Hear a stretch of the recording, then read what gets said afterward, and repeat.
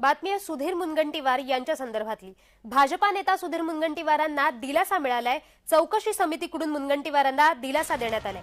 33 कोटी वृक्ष लागवड प्रकरणात मुनगंटीवार निर्दोष सिद्ध झालेत।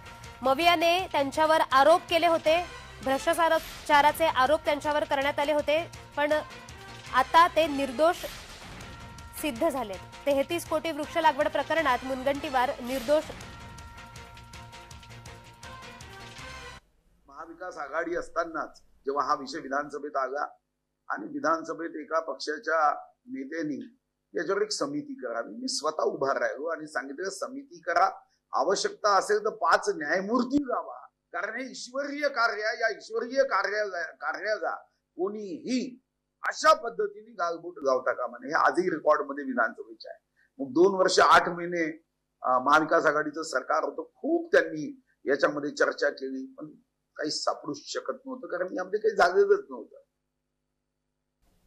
या प्रकरणी विरोधी पक्षनेता विजय वडेट्टीवार यांनी काय टीका केली आहे पाहूयात।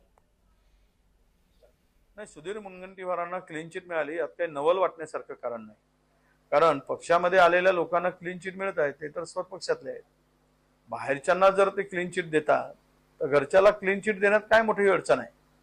ज्या ज्या लोकांवर आता भ्रष्टाचाराचे आरोप झाले ते सही सलामत सुटलेत, कारण भाजपच्या वॉशिंग मशीन मध्ये कमळ छाप नावाचं पावडर टाकला की तो स्वच्छ होऊन बाहेर येतो। हे आता महाराष्ट्रातील आणि देशातील जनतेला कळून चुकलं आहे। त्यामुळे इथे काय प्रकार झाला, गैरप्रकार झाला, नाही झाला, त्यांना क्लीन चिट मिळाली हे अपेक्षित होतं। त्यामुळे हे नवीन नाही आणि यावर काही अधिक भाष्य करण्याची गरज नाही।